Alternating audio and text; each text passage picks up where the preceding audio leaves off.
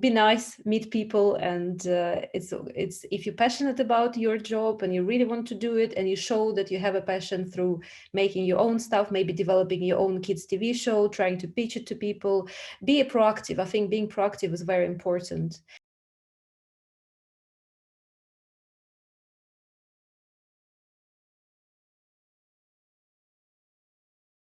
So I'm really delighted that this evening we are going to have Myles McLeod chair this event for us.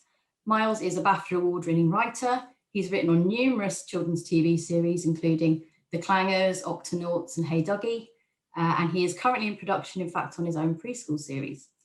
So Myles has just also run a writing workshop for us, which was a great success. And we had some brilliant new writers come out of that, that workshop. So now we're going to have this panel as a sort of closing event for that workshop. And this is really an opportunity for you to hear from some of the different people who are involved in the production of a children's animation, and how a writer fits in within that, let's say, ecosystem. All right then, Myles, so over to you. Thank you, Abigail, and thank you very much for asking me to get involved in this and the workshop. So yes, we had a workshop for 3 evenings, and they were 2.5 hours long, and each one incorporated an interview with some of the people here. Some of them are new to that. So, but essentially, the idea was to say, for those people, they were kind of on the cusp of kind of getting into the industry. Perhaps they were an author or a storyboard artist with quite a lot of experience.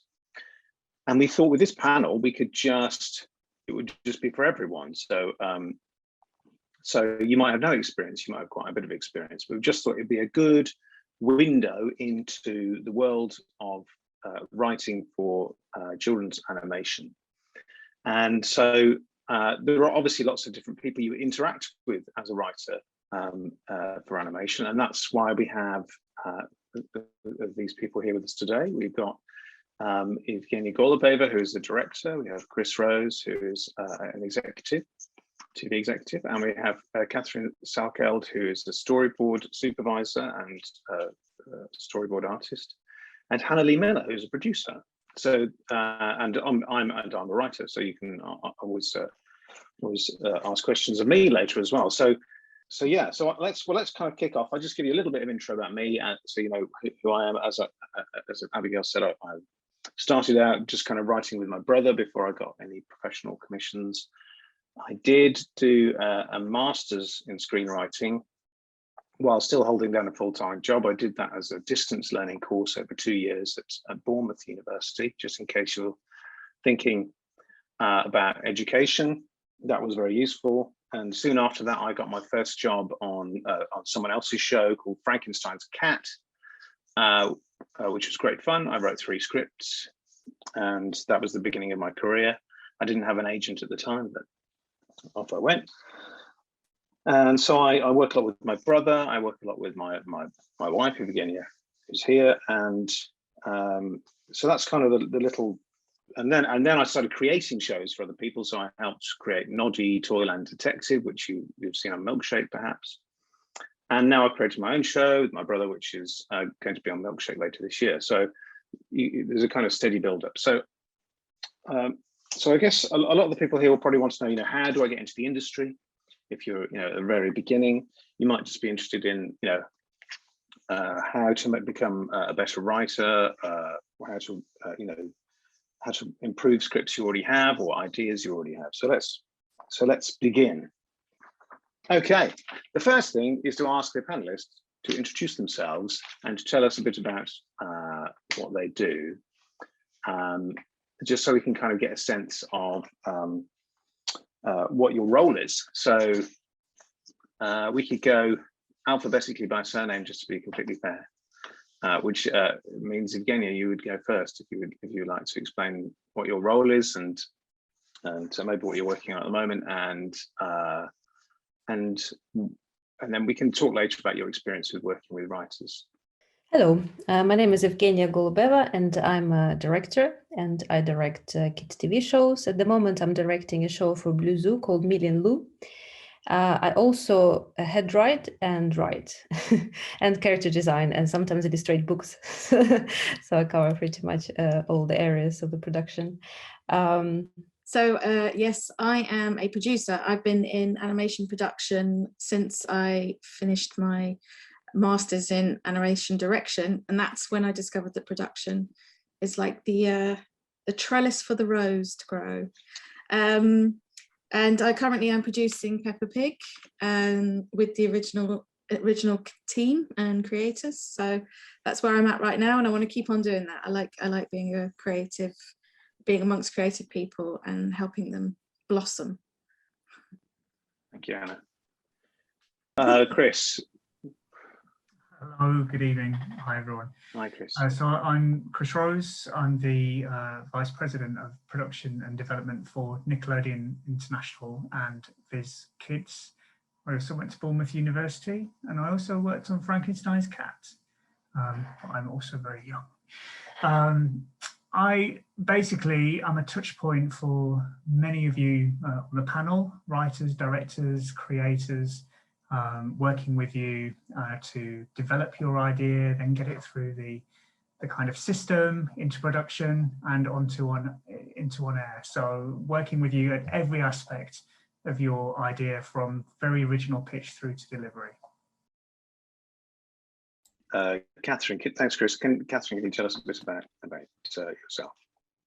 Hello, everyone. I'm Catherine Salkeld. I'm a storyboard supervisor and done storyboard artist work as well, obviously.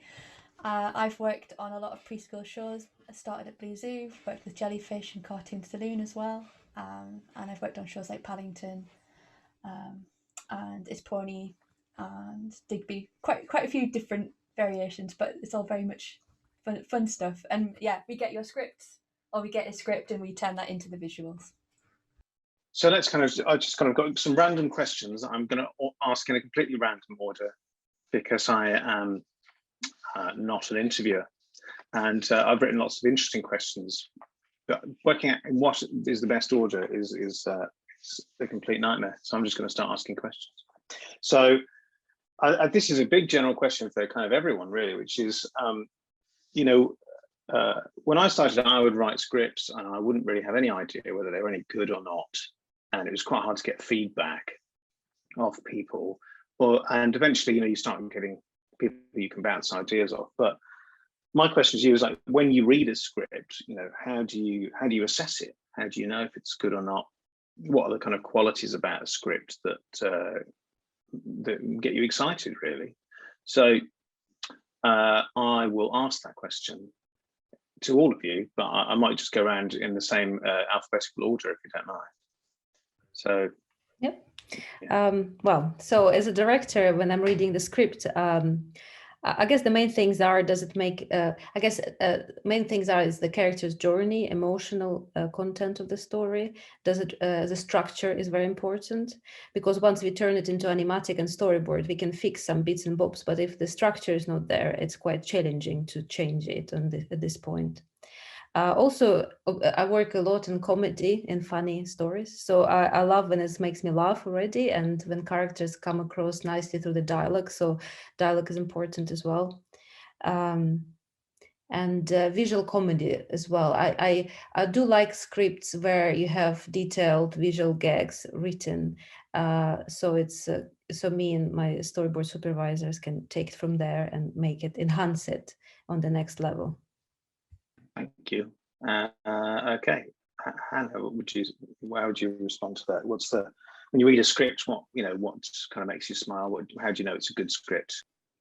I think for me, comedy is key, but what's relevant for me as a producer is the opinions of my team. So the heads of if it's director led, then my director's opinion. If it's a head writer, then my head writer's opinion. So it's definitely a team effort on whether this is suitable for the show or not. Yeah, no matter if I enjoy it, it has to be something that sits well with them and they can work with, as well as the individual that wrote it. So yeah, that's my thoughts. Thank you. And Chris, how would you respond from the point of view of someone who's kind of looking at what a broadcaster is or a network is looking for? for a script for a show that's in production, you're looking to make sure that it satisfies the promise of the premise, that it fulfills the, what the network and the producer are supposed to be delivering, that there is a satisfying emotional journey for your protagonists. Structurally, you're making sure that the structure's there. We're also looking at it from a compliance perspective, so making sure there's not anything in there in the terms of children's content that is imitable or dangerous or brands. Making sure that all the plot lines are tied up and satisfied. Does it fit into the series arc? If there's a series arc, where does it fit in the series arc? If it's something that is supported by CP, does it satisfy all the various stakeholders in the business? So we're, first and foremost, it's about the character, as everyone has been saying. What is the character's journey? How is it fulfilled? But there are many, many aspects and components that we look at from a network perspective as well. And obviously that's very different to a script that we might be looking at for a show that we want to develop or acquire or commission, because there it's usually a pilot script and there's still a lot to be fleshed out in that script. So you're looking at it from a slightly different perspective yet again. Great, thank you, Chris.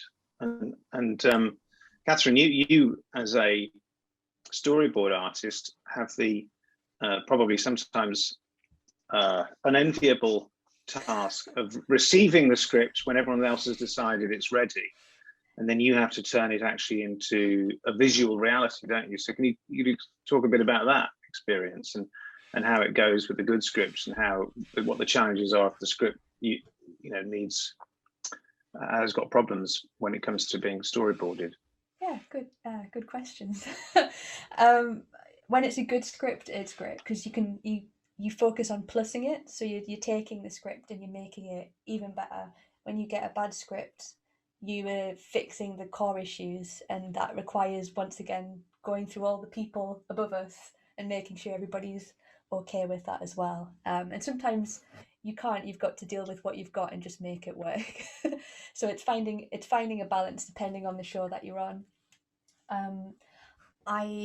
I really enjoy when we get scripts that are in character, that we can work with the character, it's telling the right story, and that in terms of visualization, being able to take that and make it work, so characters not suddenly appearing or disappearing or being in different places and then having to have hijinks to get them there. So having all the structure in there is just amazing. It's very good to have all the core elements that we can then work with that and take that forward.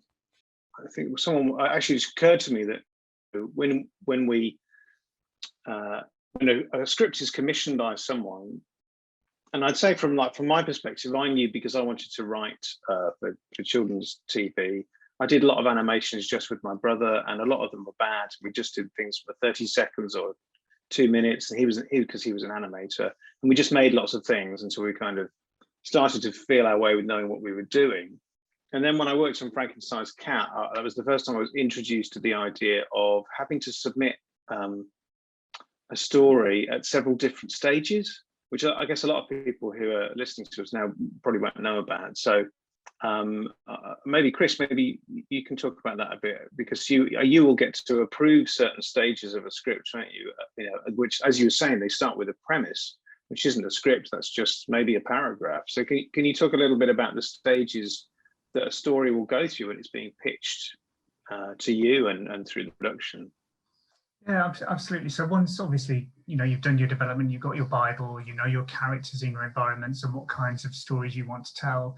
You've probably got some springboards, which are just a couple of sentences about, you've got Tom the sausage dog, and today he goes to the butcher's and he steals the sausages. And then, okay, so that's a nice kind of beat. So how do you expand on that? And then you go to a premise, then you would go to a scene by scene all the time. This is back and forth to the various stakeholders.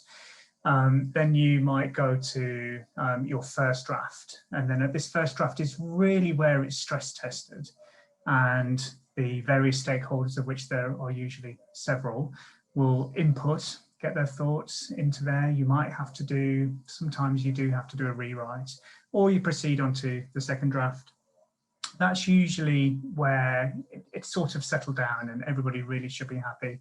And then you will do your polish. Sometimes we then go on to do a comedy punch-up or a comedy polish, just to bring those character voices into it. But all the time there's a back and forth with the network, with the creative team, with the various stakeholders in the networks. And that will include, as I mentioned, compliance, legal, CP if it's a CP angle, as well as all of you guys. So there are many stages, and I would say for an animation script it probably takes about 12 weeks from the initial idea to delivery. So it's quite a lengthy period, hence animation production takes such a long time. Because a lot of people might be new to script writing, and they're thinking, well, what's the experience like if you actually get a commission, if you write a spec script, or how do you get a foot in the door? And so I guess one question is, how do you get a foot in the door as a writer, and how does that interact with what you do? And I'd probably put this question to Hannah, Chris, and maybe Evgenia. Maybe Hannah and Evgenia, you can answer this one. So you're a new writer, you come along, you've got a spec script. How do you kind of impress a producer or a director? How do you, and what, if you then take that writer on, what is that experience like with a new writer? So I guess those are the kind of two questions. What's it, how does someone impress you? And then how do you, what's it like working with a new writer? I think, well, firstly, getting the foot in the door. From my experience, becoming familiar with someone, either by their name or their face. So a friendly, the concept of networking, which a lot of people shudder at the mention of, but just saying hello, getting yourself known, I'm a writer, becoming familiar, rather than just shoving a script in someone's face, because the timing might be completely off. And a cold sending, I mean, it is worth trying to send a script and a CV, but if they don't know who you are, then it's not necessarily going to have the time to stop and look. So if they kind of go, oh, hang on, I remember that person. So it pays to be friendly, it pays to talk to people. With our experience with a new writer, again, it's making sure that they can come into the house style. So they probably have the head writer or director overseeing that and making sure that they can translate their style of writing into the house style whilst keeping their own voice, which is quite a trick. So having that guidance of another writer or director over that, I think, is the key. Because it's kind of jumping in the deep end when it's such an established show. Otherwise, yes, that's what I think. Great, thank you. And Evgenia, how would you respond to that? Well, I think, I mean, I'm a writer as well, so I put my foot in the door many years ago, and it was very tricky, and it's very hard to find your first gig. But what worked for me is making short films. I directed a few short films, and I wrote them as well, and I shared them with people, and also going to conferences, and obviously meeting people, like you, Hannah, said. It's very important because you get to know people, you feel comfortable with them, they feel comfortable with you, they see your work, and eventually they hire you for one project or another. It's true, it's very hard to get a job just by sending cold emails. But actually saying this, I got a job on Hey Dougie just because I was actually sending a cold email. I got an email a year later back from them saying, would you like to write an episode for Hey Dougie? So I think it's like, everything works. It just be nice, meet people, and it's if you're passionate about your job and you really want to do it, and you show that you have a passion through making your own stuff, maybe developing your own kids TV show, trying to pitch it to people, be proactive. I think being proactive is very important. And in terms of writing, working with new writers, it's it can be quite challenging, and but I think it's important that every production takes a risk sometimes and takes one new writer so they can actually help them out, because otherwise it does take a very long time, and some people get frustrated and some people can't wait years to get their foot through the door. So I think it's very important. I just spotted one question to me about non-native speakers. Obviously, I'm originally from Russia. I spoke English since I was 3 years old, so it's kind of my second language. But in terms of so the question is about language specifics or culture specific humor. I lived across Europe. I used to live in Italy, I used to live in France. So I guess when I moved to Europe, I realized like you kind of just take it in, the best thing to do is just to watch lots of kids TV and just put your head inside this world, and it will help you to be a bit more, because the stories need to be understood all over the globe, not only in certain country produce content, especially nowadays. So I think it's very important to even if you're not a native speaker, just to watch lots of kids TV and have your head in the right space. Thank you, Evgenia. Yeah, I think actually so much of what works in a script is actually the action. I mean, obviously the dialogue is very important, but the what happens and the actual story idea is really, in many ways, the most important, because often dialogue is punched up by a head writer anyway. I've seen a few of my scripts. I've written like 100 scripts for children's television, and some of them were very like the script I sent in, and some of them were very different, and they'd obviously been through quite a process on the way. And so that like Hannah was saying, a lot of that's to do with, so you've got your hand up, Hannah, a lot to do with the different voices that you the head writer has, and the kind of personality they have, or the voice of the show. Hannah, yeah. Sorry, I was picking up on one of the points that was just made about if someone has previous films, but I picked up on Matilda's work from her doing a talk about her comics, and which I went to and really, really enjoyed, and then found out later that she wrote for children's TV. So doing things other than your writing and expressing your creative voice in other ways gains the attention of creatives. In we're not just only in front of our screens, we go to galleries and exhibitions, and so yeah, putting it out there in all different forms gets you noticed. So follow your passion, really. So it's great. I'd say that's exactly how I kind of started. I just made things with my brother. We stuck them up on the internet and YouTube when it first began, believe it or not, and then I went to a few film festivals, and actually I did the same thing as Evgenia. I just saw in Broadcast magazine that Frankenstein's Cat had been commissioned, and I just emailed the producers, and it turned out the head writer was someone who was Alan Gilby, who I'd been on a writing for animation course that he'd run, so he knew me. So that was like a combination of just being proactive, making short films, and actually networking, and eventually it paid off, and I got in. So it was a bit of all three. I'm just looking through some of the questions here. Yeah, I mean, I remember, here's a very simple question, but which actually I remember being really frustrated about when I first started out, which I just had no idea like what the format of the script was, or how long they should be, I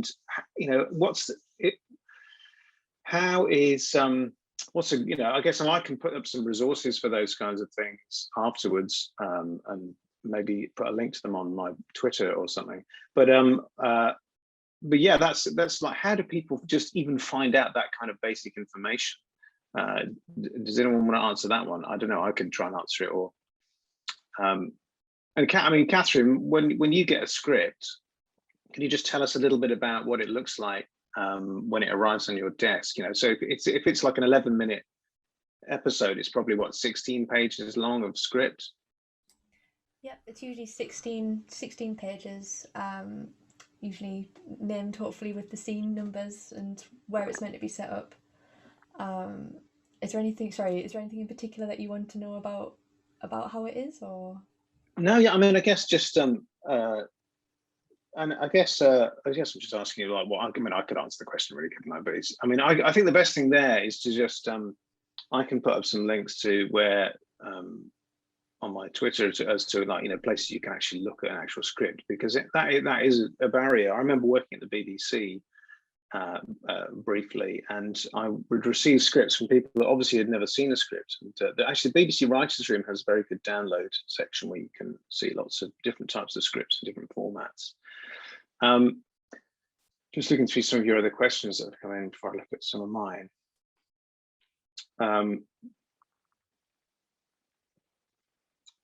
Can you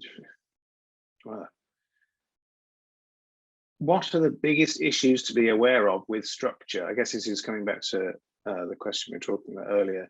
How many versions do you typically make of a script from the moment you start? Is there much of a market for original children's animation as opposed to licensed or based on current IP? Well, there's lots of questions there. I guess, Chris, maybe can I ask you about that? About what's the kind of balance of like original stuff being made these days? Because the market has changed a lot since Frankenstein's cat days. There's a lot more networks and places for things. How much of it is original? How much of it is based on books? How much of it is like in branded products?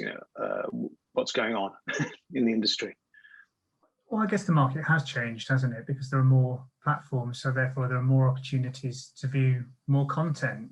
Certainly from Nickelodeon's perspective, we have a lot of heritage brands. So, we're well into 20 years of SpongeBob, but we're also creating brand new content. So just in Nickelodeon International, last year we launched It's Pony, which is a brand new animation. We launched Ollie's Pack, a brand new animation. Dog Fandango, brand new. So there's lots of exciting new animations being launched, but there's also lots of classic IP being refreshed, revitalized, renewed. So, Paddington came back for a beautiful new series on Nick Jr. So there is a lot. I think I'm in the originals team, so that's mainly what we do. That's what we do. We create brand new content for our audiences to love on Nick Jr., Nickelodeon, and Milkshake. Somebody was asking about page count. I think we generally go by the rule of thumb that it's about 1.5 pages per minute. And then someone else was asking about what the lengths of children's shows. So they're 5, 7, 11s, 22s. And the age groups tend to be up to 6, 6 to 9, 9 to 12, and then sort of young adult 12 to 15. I think that's it. Was there a second part to your question, Myles? I can't remember. There probably was. I'm too busy reading other people's questions to remember now. But I think that actually you've answered some of the questions I wanted to put in front of everyone about the kind of age breaks, and I guess because if you're writing, I've written a lot of preschools that's up to 6, and there are different kind of things you can do in that arena. There are different things you can do when they get older than 6. So you often don't find villains in much of the stuff up to 6, like antagonists, or if you do, like in Go-Jets, because they're very comedy kind of baddies. Usually the forces of antagonists. Mischievous. That's what we were saying previously. A bit of mischief maker, and then you can have your proper antagonists in the kind of school age content. Yeah. So you have to find other forces of antagonism, don't you, like self-doubt or jealousy, or kind of things that I guess that's why my daughter loves Bing, because she recognizes all of his frustrations in herself. I think there was a question here which was very similar to something I was asking. Someone said, what are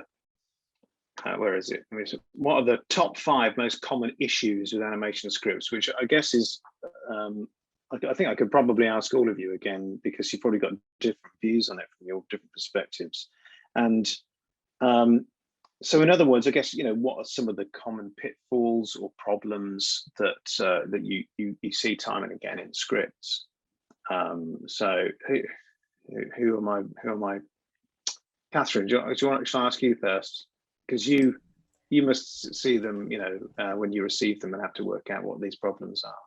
Yeah, there's a few I can think of. I just realised as well, I don't have like a raise hand thing, so I might just do it in person. So if you see my hand go, you can just do it in real life. Yeah, just real life, like, please, sir. One of the things is when people aren't like writing for the actual environment that we use. So it's not like live action where you can like go out and find a house that would work for something. So for instance, like we have set environments in 2D, we can draw that up, that's fine. But if you're working with a 3D environment that's already been built, it's highly likely it can't really change too much. You could probably like move something a little way to left or right, or change like props and whatnot, but you can't exactly just like build a whole new environment unless, for instance, you go-getters. You could do that because they were going to different area every single time. But let's say like Paddington's house, for instance, you've got to know where the table is, you've got to know where the kitchen is. So sometimes you'll get a script that will they'll be like, oh yeah, and then they fly through this window and they smash into this massive cupboard and they fall in the sink, and none of those items are anywhere near each other would make sense. So you're sat going, oh my god, we've got to adjust this, which is, you know, it's part of the process. So being aware of what we're capable of doing in the animation process. Like I said, 2D is a bit different. So for instance, the program that I'm on currently, it's the same thing that Eva's working on, and we have an environment meeting and we look at the script and we go, right, what do we need? So we're actually tailoring the environment to the script and not the other way around. So there's differences in the medium that you're using as well. And I think it's probably the same with like puppetry or like, you know, stop motion. They can do certain things but not everything. Characters not being in character, it's something that we just kind of have to do a dialogue pass on, you know, afterwards, or we just have to like raise it up. But sometimes it'll be like, this character gets really angry and storms off, and it's not in character. That's not what that character would do. So then you've got to find a way of fitting it to the character. So it's just kind of like tweaking it to make that work. Gosh, what else? Many things. Maybe somebody else can hop in. It's all right. We can. You don't have to answer the whole question, Catherine. We can go around the houses a bit. So maybe Hannah, would you like to? You know, what are some of the pitfalls you see in scripts? And the thing I'm looking out for is expense. So if something is, because time and expense are pretty much the same thing. So if the script is too long, or, you know, usually that gets dealt with in the writing circle. But if you know something, it's a huge brand new landscape, which is incredibly complex, that's going to take an incredibly long amount of time, and the budget and schedule may not be cater for that. And we usually can balance that out if there is a simpler episode. But so that's something we'll look out for. But also things like copyright and trademark issues. So if something casually mentions the Eiffel Tower is trademarked, and I think it's copywritten. The shape of the Eiffel Tower is copywritten. There's really simple, daft things like that, and you have to get a special license, and that costs. And the Empire State Building, is it that one? I think that one's okay. But yeah, there's all these little hurdles, and you have to kind of, so when you're reading through it, you're not enjoying the story, you're going, oh, red light. So yeah, I think that's usually what I'm looking for. And that reminds me of like whenever I'm working on a show, with my own show, where you're creating like character names or place names, or you're working on someone else's show and there's a new character or a new thing and you have to give it a name. I'm always on Google just to see how many hits there are. You know, it's like, is there anyone called, you know, Sherlock Gnomes or whatever? You know, you put that in inverted commas and you go, oh, there's 17,000 hits. I can't use that name. Yeah, exactly. So you have to kind of go, There's words cannot be copywritten, but they can be trademarked. So if it's there's things like the word superhero, that's a trademarked word. You can't use that to sell anything, but you can use it in a script. So you can call an episode superheroes, and you can have superheroes in it. But if you then start to try and sell T-shirts with it on there, then so that's quite fun. That is great. Yeah, my memory of trademarking was that if what you're doing is a descriptor, it can't really be brought out. If you've got a yellow bucket who's a character and his name is Yellow Bucket, you can't be done for that, I don't think, because Yeah, the that name sounds describes safe. what it is exactly, you know. So I don't, but I'm not a lawyer, so don't quote me on it.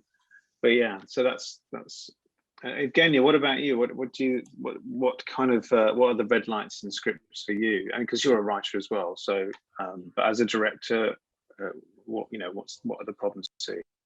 I guess for me, it's like to make sure that every scene moves the story forward. Like quite often you have a scene or two that just nothing happens, or there is a little dialogue that doesn't go anywhere. And these are the first things to go, because obviously once we start adapting it for the screen, we only have 11 minutes.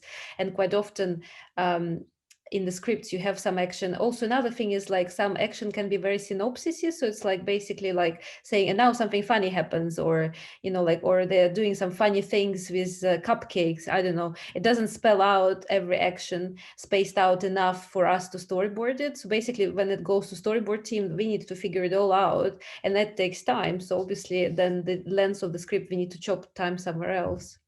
And another thing is sometimes some jokes need like I encountered a couple of times when you need an object to carry, so the character needs to carry the object through the whole episode just to be one joke somewhere at some point. And it's like, yeah, this stuff also goes usually on the next stage, because it's the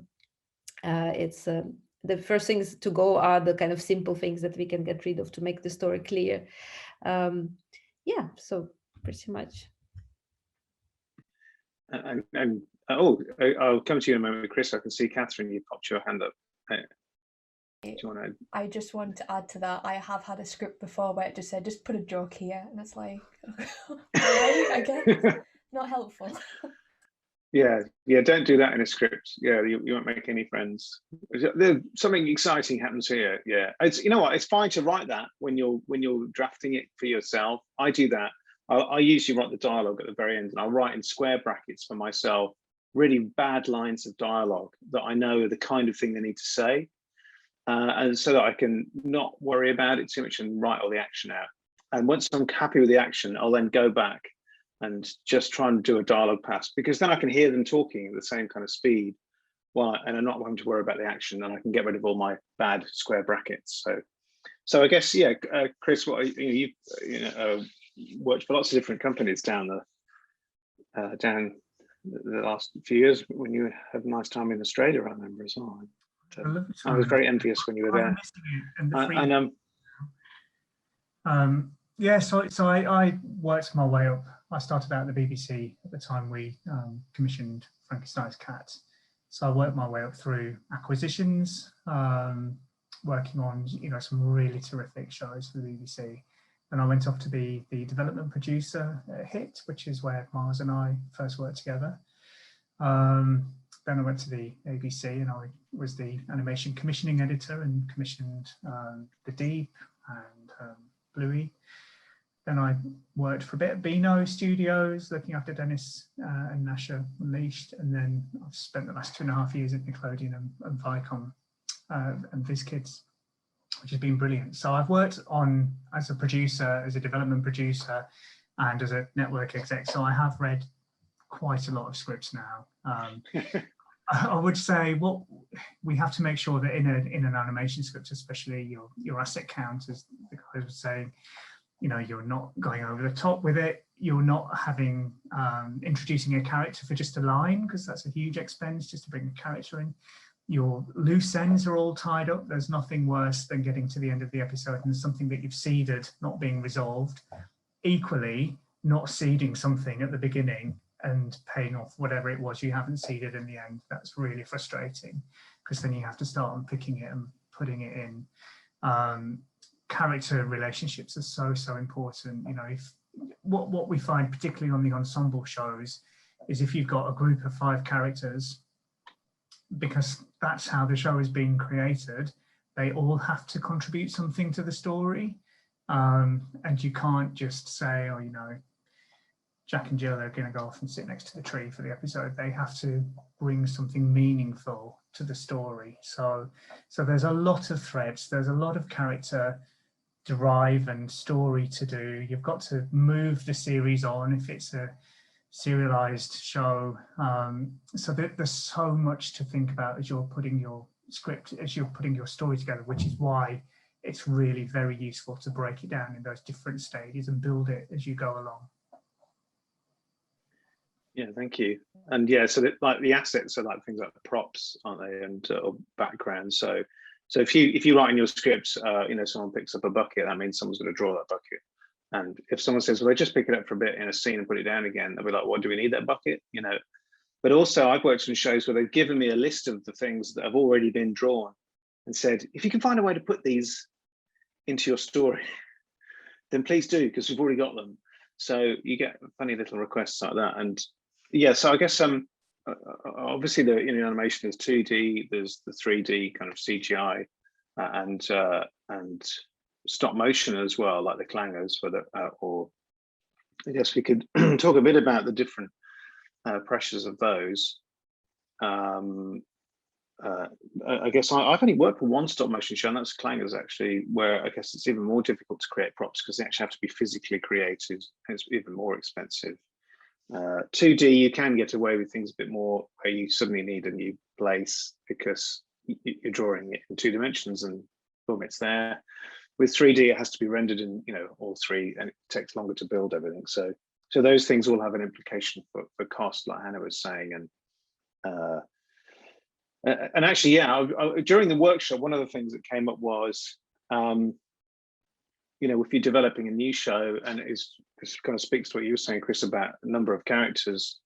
I was talking about my experience quite early on with the show called Pedro and Frankensheet, which was 10 episodes that were only 5 minutes, and they're all about kind of stealth learning science. You can actually see them on YouTube.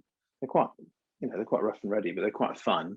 But one of the good things about that is some of the episodes were just those 2 characters, Pedro and Frankensheet, kind of Frankenstein and Frankenstein's monster stories.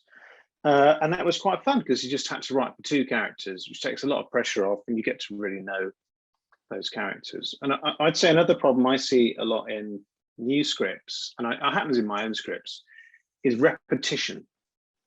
Often you'll have some characters talking about something, and then a bit further down the page, they'll kind of go over it again and say the same kind of thing, but just in a slightly different way.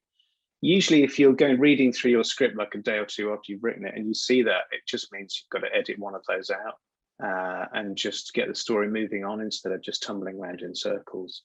So some people asking, what's the difference between live action and animation scripts? Or could you use a calling card that's live action if you want to get into animation?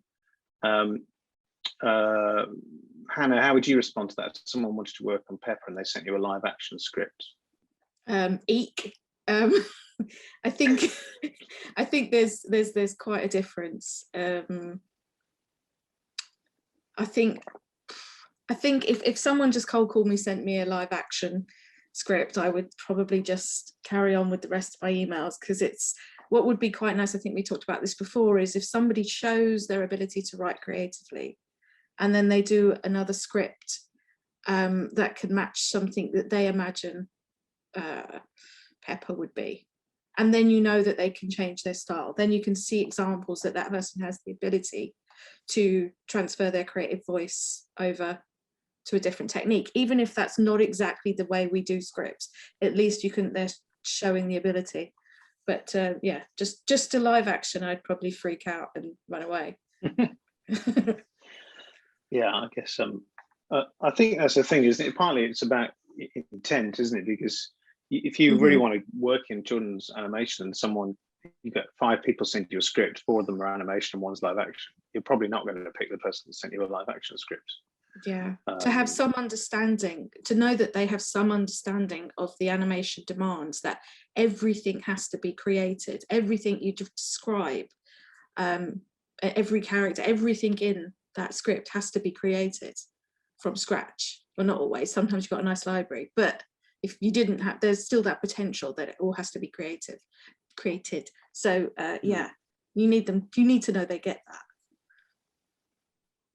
So, I mean, some of the people asking, like, because I mentioned I did an MA, I guess, I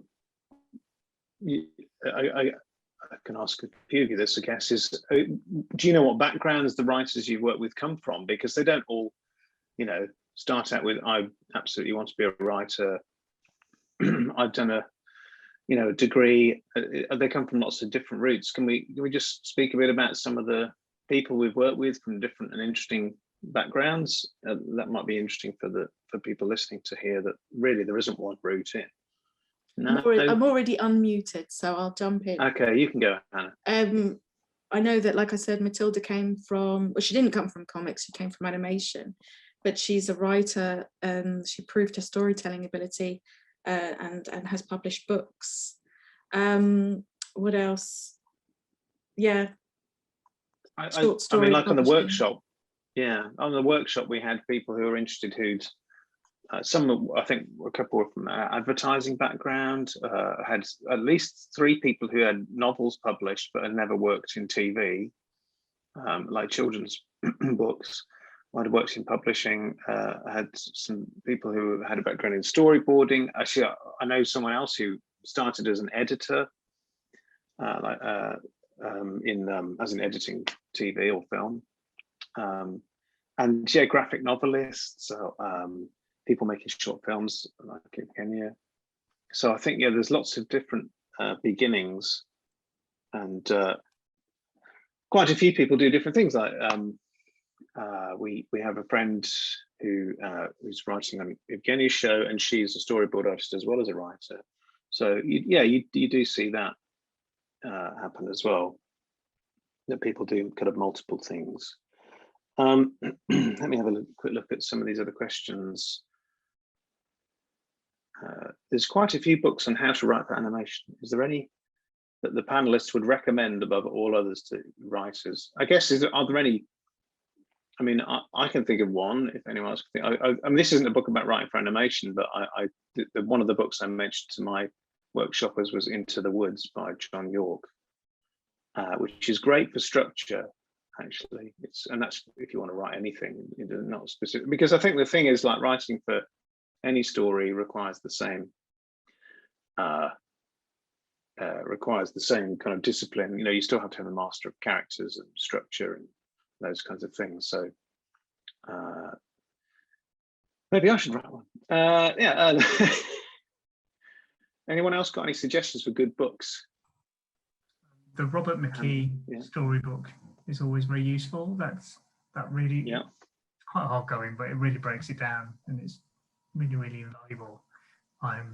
We all had to read it for our course at uni, and it stuck with me, and I'd often recommend people read it as well. Have you ever done his workshop? I haven't done his workshop, but a few of my colleagues have, and I've done it. It sounded very intense from what I've heard. So, I would recommend Save the Cat for people who don't want to read long books. I mean, I read all of them, and actually I found Save the Cat very good. I used to read it when I started writing for kids. I used to read it every now and then just to remind myself about structure. I think it's just such a short and quick book to kind of just put your head in the right space. Cool. Yeah, I think is another one I enjoyed, which isn't even to do with TV, was On Writing by Stephen King, actually. So I'd recommend that just because it's very readable. And he talks in that about how his first short story, he was sending out lots of short stories, and at some point one of them wrote back to him and said, it's good, but it needs to be 10% shorter. So then he started editing all of his short stories by 10% and started getting them accepted. And that sounds daft, but it was just, I think it's because he started to rewrite and edit his own work. And then that little tweak made the final difference. I thought was a great little anecdote. What's the biggest difference between a script for a low budget and a high budget animation? I guess it's just the amount of places you can go and the things you can do. Is it that simple? What is that? Anyone, Chris? Yeah. Well, you've got a number of characters, how it's executed, what the show is. Are you going into outer space? Is it a big epic animation, or is it a 2-character piece? So there's so much to consider when you're budgeting your animation, as well as the narrative.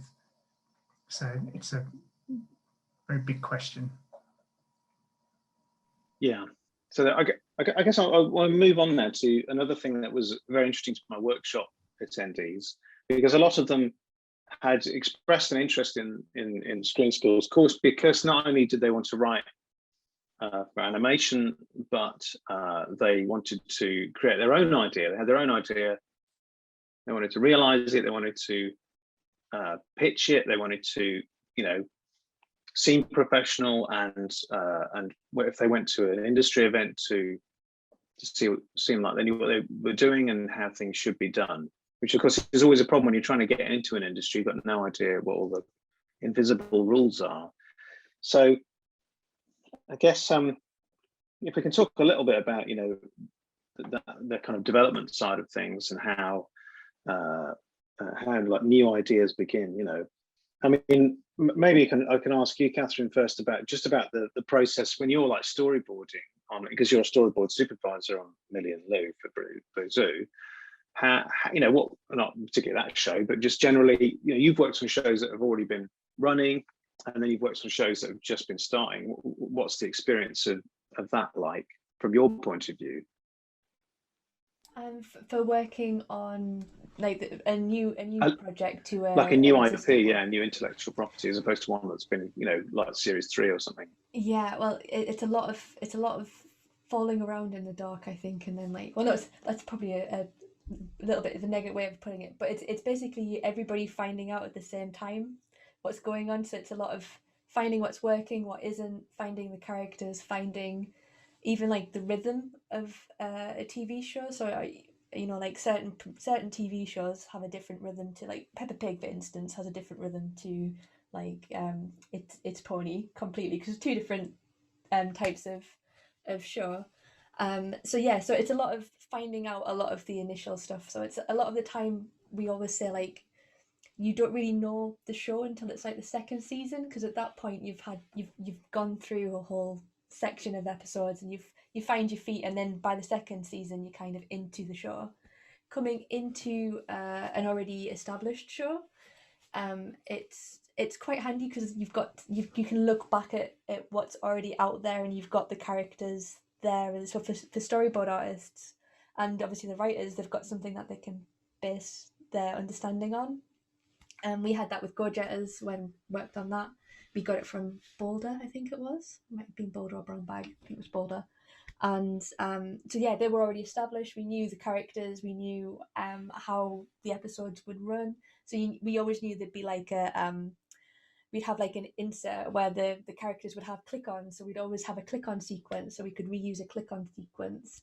And we knew that by, you know, the beginning we'd set it up, and then in the middle was the action, and then at the end you'd have the picture. So there's a certain rhythm to things, which is always very fun. And stuff like, for instance, Paddington, you've got like a load of stuff to go back on, so you can really clearly see the character and get a nice feeling of it.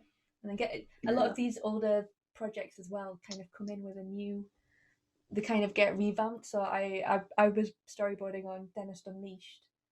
And I grew up with the old Dennis. When I was a kid, I was like, you know, watching like Dennis go around like hitting everyone and stuff, and upsetting folk. And the new version was very lovely and very fun, but it kind of went a lot more in the, you know, Dennis was like this cheeky chappy, and he had his little phone, and he's like, you know, doing all that kablamo stuff, which is great. So yeah, it's nice to see how they change it as well. So it's just getting used to it, and then moving that forward, and making sure that you're getting the new style as well. So taking an old project and helping update it for a new audience is really interesting to find out.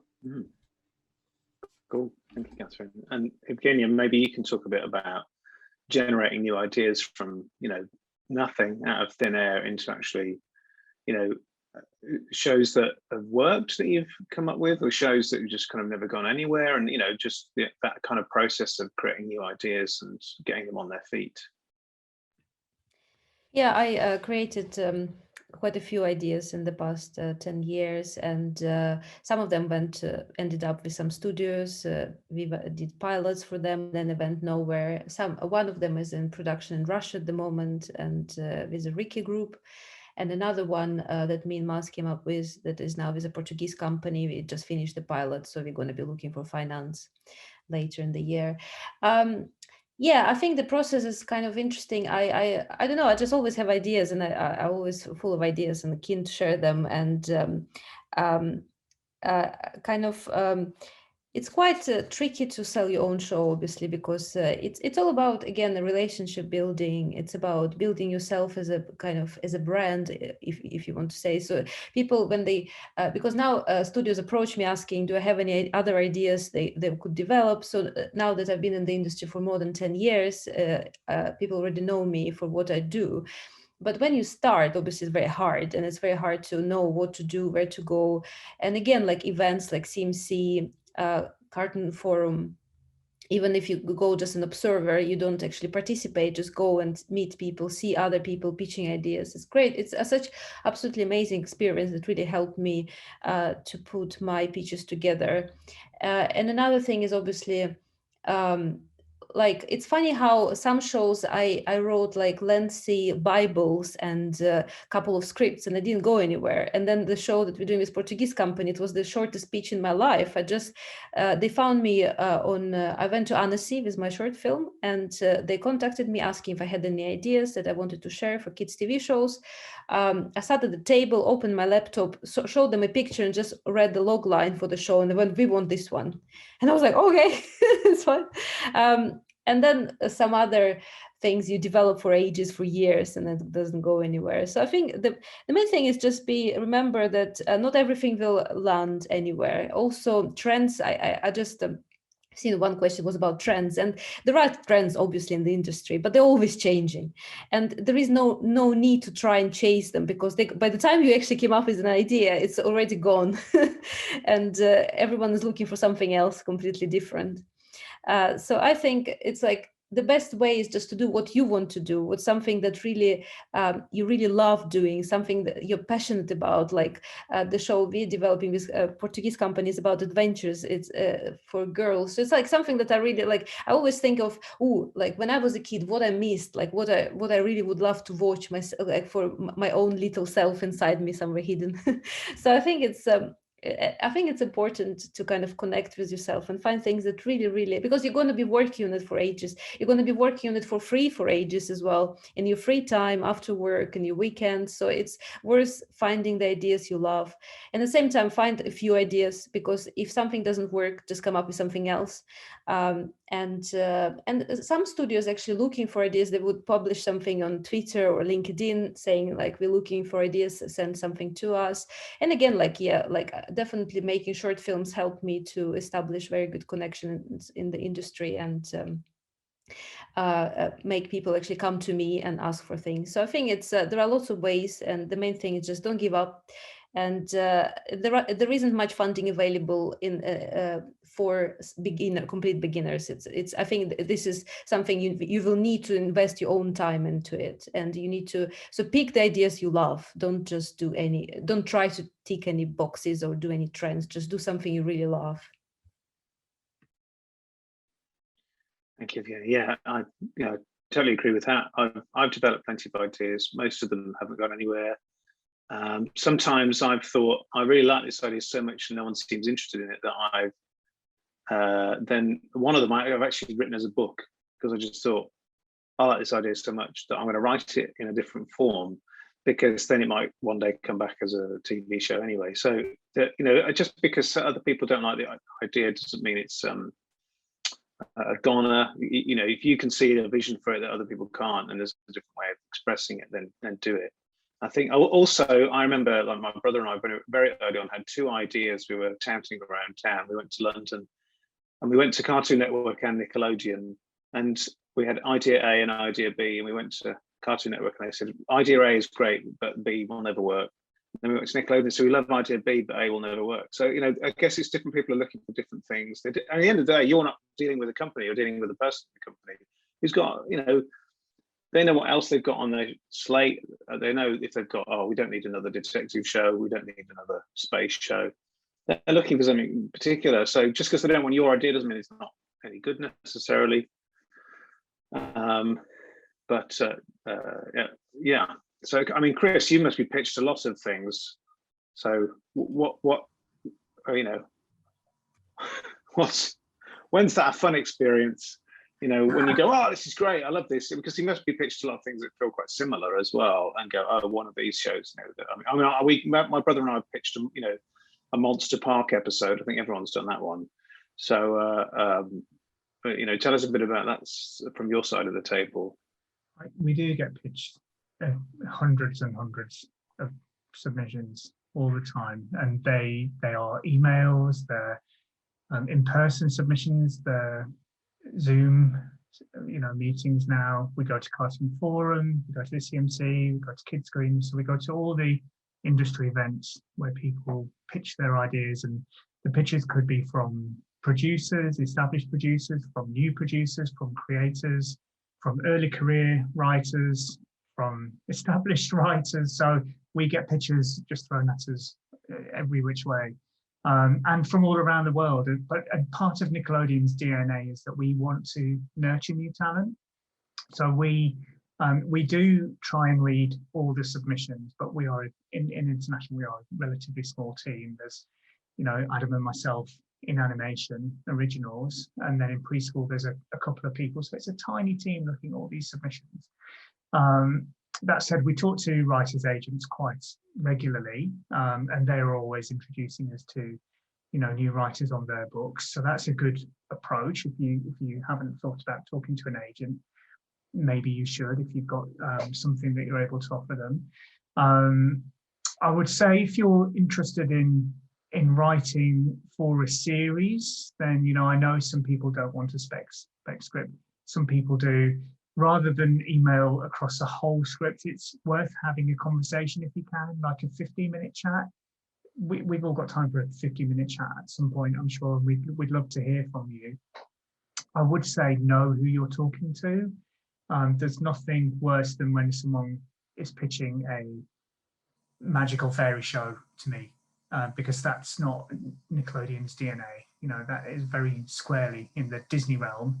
Nickelodeon is all about the kid relatability. So, you know your audience when you're pitching your idea. And if you think your idea isn't for them, then don't pitch it to them, because you won't get the answer you necessarily want.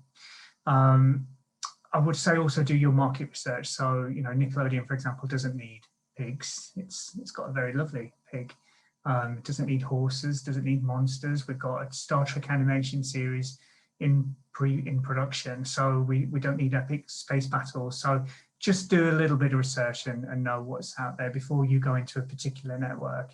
And the needs, as Myles was saying, vary wildly between all the different networks, and what network A says is great, network B will say needs a bit more work, and vice versa.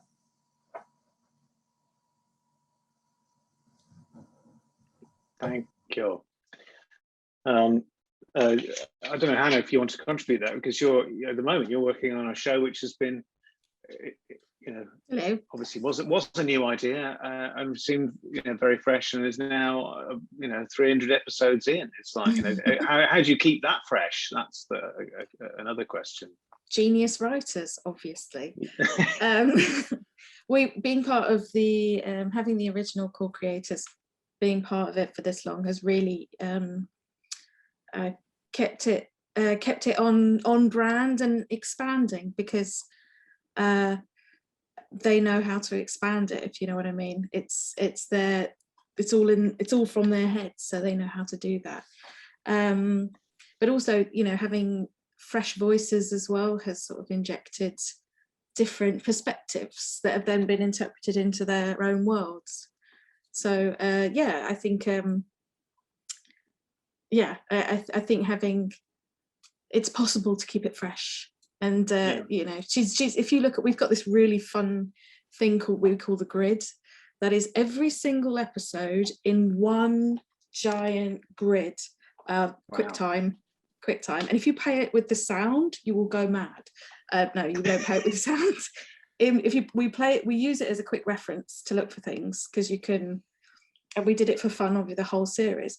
And if you look at the first series of Peppa compared to the series now, I think it's very interesting what if I'm going to say your name wrong. If Evgenia said about rhythm or was it Catherine that said it about rhythm? Someone said it about rhythm. And it was a very good point that the rhythm of Pepper has changed from when it was much slower to start with, and the pace of it was much more sort of preschool, and it's changed and grown, but it still remained on brand. And now the cast is huge. Yeah, it's fascinating in a really nerdy way. But no, I think it's interesting though, isn't it? Because I've worked on a few different shows, and some of them lend themselves to many stories. They have and I think because Pepper isn't really tightly formatted, it's about family essentially, isn't it? A bit like The Simpsons. So you can kind of tell any story within that context. Other shows, for example, like I've written for the Octonauts, which is great and has done a lot of episodes, and that's got a lot of life in it as well. But it is essentially, we need a creature of the week that's in trouble. Not in that show, I guess, because the marine environment is so rich. But if you were doing, I don't know, a show about squirrels, you'd pretty soon run out of squirrel of the week. You've done your red, you've done your grey, done your Canadian black squirrel, and so the story engine for some shows is quite limiting, and other ones, I guess they can just go on and on, can't they? Some shows have a natural end almost. Yeah, I'm just looking through some of the other questions. I've only got about 13 minutes left, and I just thought I'd I did see someone say, do you have to be able to draw to write for animation? Well, based on my drawing skills, no is the answer to that question. I can draw very badly. There was a question about what are your favorite shows at the moment that you're giving lots of love to in this arena. So maybe you can have a think about that, panelists, while we answer some other questions. That's quite a nice question. What's we got here? In the UK, are original scripts preferred over spec scripts for TV series that already exist? So that's if you're sending a script in, I remember Hannah and I spoke about this during the workshop in front of the panel, our workshop attendees. And I think the consensus was, it's good to show that you can write in someone else's voice, but it's also very helpful from my perspective, from the head writer's perspective, just to see that what you come up with out of your own head. If you write a really funny script with your own characters and world, that's really impressive. So I think there's something to be said for both of them, And I guess that speaks to like short films. If you can't actually make the short film, but you've written an absolutely brilliant short film as a script, then, but if you can make it as well, that really helps. People find it a lot easier to watch something than make it.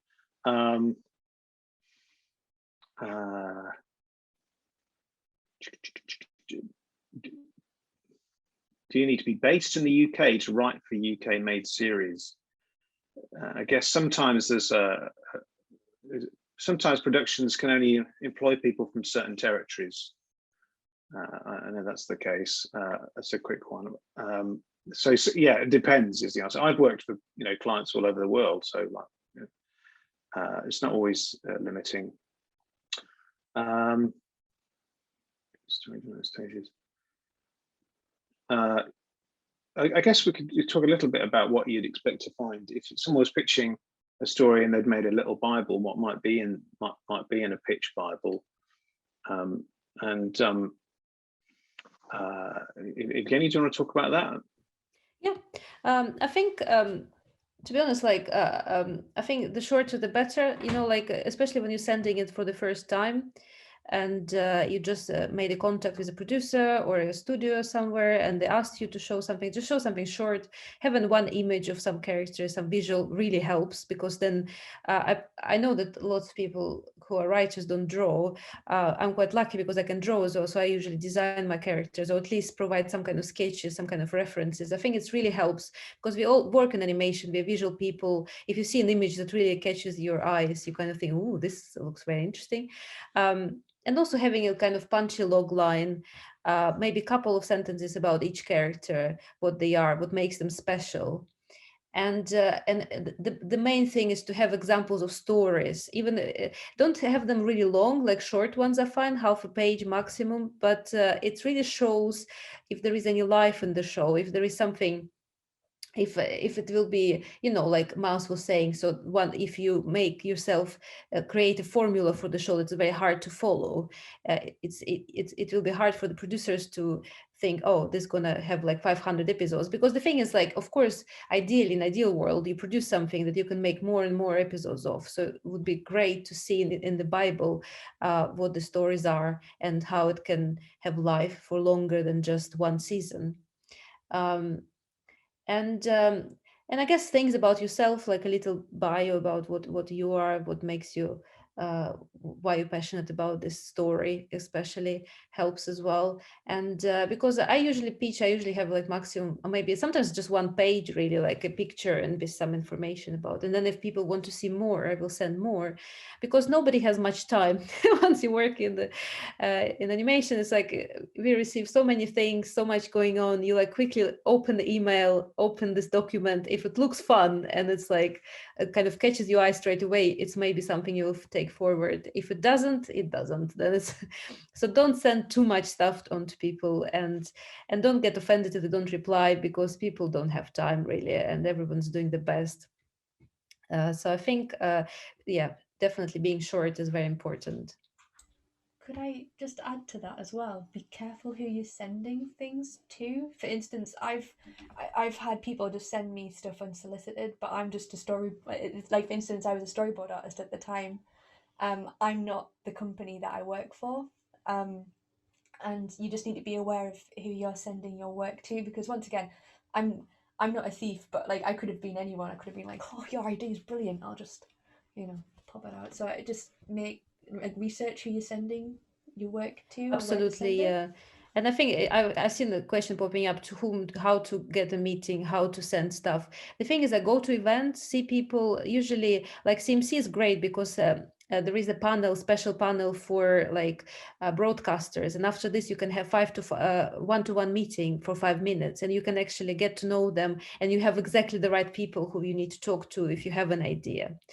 But also sometimes it helps to have an animation studio attached to your project to give it more credibility as well, and to open more doors. So another option is to go and find an animation studio you want to work with. So find an animation studio that inspires you, who produces the work you like, get in touch with the executive producer, with creative producer. There's always different names and kind of all kind of producers there, and go on LinkedIn, find someone, get in touch, ask if they're looking for something. Yeah, don't send it straight away, just establish a relationship with someone, unless they asked obviously you in the first place, then it's fine. But I think, yeah, it's important to do your research, like Chris was saying, do your research, look at animation studios, look at the broadcasters. Just don't go to every single door sending the same thing, because it's not going to work out. You need to really find right home for your idea. Thank you, Evgenia. And I mean, I've seen a couple of other things. Do you need an agent? I didn't have an agent probably for the first 3 or 4 years as a writer for other people's shows. Then I got one because I've got so much work. Obviously, that does help when you're trying to sell your own idea, because you want to get a good deal. But there are other organizations like the ALCS and the Writers Guild who can offer you legal help if you're a member. Some people saying, how do I protect my idea? It's one of those funny things. I don't, reality is, I'm pretty sure if you take your idea to Chris, he's probably heard something like it before. But actually it's more about what you're going to do with it. I mean, how many versions of Noddy have there been? There've been a lot, and I had to co-create one of them. And it was like, oh, what are we going to do with this? I didn't have any stake over it. I was asked to come and help come up with a new version of it. So, and don't worry, in a way, don't worry too much about that kind of pre-protecting of it. You just need to come up with if you come up with a great idea, people aren't kind of just kind of make sure you send it to the right people, and but unless you're extremely unlucky, someone's not just going to steal it, because of the amount of work involved. And like Evgenia was saying, you've got to really love an idea to put that much of your life into it. And if they've just nicked your idea, they're not likely to love it as much as you. So Hannah, did you want to say something? Just want to leap in and say that CMC have a really good pitch Bible workshop that I went to, and you're literally on a table with an exec, and then they move you to another table for the next part.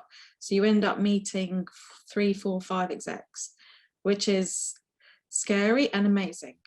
One of the best tips I had was being really punchy about so the elevator pitch concept of sort of being able to narrow down exactly what it is and saying how many episodes and how long and what it's called and who it's for, because that's what an exec is looking for. It's like, I have a gap here, and they can know almost straight away if that is going to fit that gap. If it's, you know, if you're talking 22 minutes for a 5-minute gap, it's not going to fit. So that's my tuppence. Thank you, Anna. I absolutely agree. It's really, really important to say at the offset what your format is, who you're targeting, and what the elevator pitch is. There's nothing worse than taking us all on a journey, and then we're getting to the end, and we've in our heads arrived at, okay, you're making a 5-minute show for preschoolers, and then you turn around and say, no, it's for 10 to 12-year-olds, and we've been painted a different story. So I can't stress that enough. I think that's a really good point, Hannah. Also, I did want to say as well, when you're talking to us, remember that yes, we've got all the background noise of what the networks and the stakeholders are looking for, but ultimately we want to help you succeed. We want to do our very best to help you make your best work. So we are in it for you, basically. Right, here we go. So we've got the last 3 minutes here. So I didn't get around to the fabulous question, what's the qualities other than writing that you most value in a writer? But we'll leave that to your imagination. Yeah, I mean, I just want to say thank you to everyone for contributing. If you have got a favorite show of the moment, then you can let us know what that is in your goodbyes. But yes, I'd like to thank you all for doing this and for sharing your knowledge. And what I'll try and do is have a look through the chat that you've sent and download it, and maybe try and answer a few more of those questions on my Twitter, which is Poetry Picture, and see if that, you know, if there's any things I can answer easily, I'll try and do that. So yeah, has anyone got any favourite shows they want to share? I know our daughter Audrey at the moment really likes Little Big Awesome, the Titmouse production. Let's go alphabetical again. Evgenia. Gosh, I'm so busy working and directing the Blue Zoo show that I don't really watch anything. Like the last thing I watched was What We Do in the Shadows, so it's not even animation. And we're now trying to hire the actors from it to voice our characters for our Million Lou show, which would be great. Cool. Hannah. Are you too busy to watch TV? Best show, Peppa Pig, obviously. And I'm looking forward to seeing Circle Square very much. Thank you. Yeah, me too. Okay, Chris. I'm also looking forward to seeing Circle Square. Can I have two? I absolutely love The Adventures of Paddington, which is being done by the amazing Blue Zoo, and Bluey. I just think they're two really beautiful examples of preschool shows that, you know, that have stemmed from probably Peppa, that are just really full of character and heart, and I love them for that. That's great. And Catherine. I really like Puff and Rock, and I will drop everything for Ben and Holly's Little Kingdom. I don't care what I'm doing, I'll go watch that. It's great. And yeah, just I struggle to watch things that I've worked on, but I like Paddington and It's Pony, and like all those are lovely as well. I have to butt in now that you've said Ben and Holly. I sung on that. Oh my god, I'm so jealous. That's amazing. I have received an actual phone call from Nanny Plum, which is very strange because, of course, she's she's an animation lecturer as well, Sarah, and she phoned me up one day to go and speak at her university. But it was very strange because it was like being on the telephone to Nanny Plum. Yeah. So, well, thank you very much, Abigail. Do you want to sign us off? And yeah, thanks so much, everyone. I feel like my head has expanded with all of this amazing information. It's brilliant just to have all your different perspectives on writing. It's sort of invaluable, I think, to have this. So I've been really pleased to be a fly on the wall to all this. So yeah, big thanks from us at ScreenSkills as well to you, Myles, for hosting it, to Catherine, Hannah, Evgenia, and to Chris. Thank you all for giving up your evening to share your ideas. And then thank you all for audience for coming and for all of the chat that's been going on, for all the questions and ideas. Please do fill in the evaluation survey you'll get after you leave this session. There'll be an email to you. And do keep an eye on our website and our Twitter and all of those kind of things for all our other courses and events and things that are coming up. So thank you from all of us. Goodbye.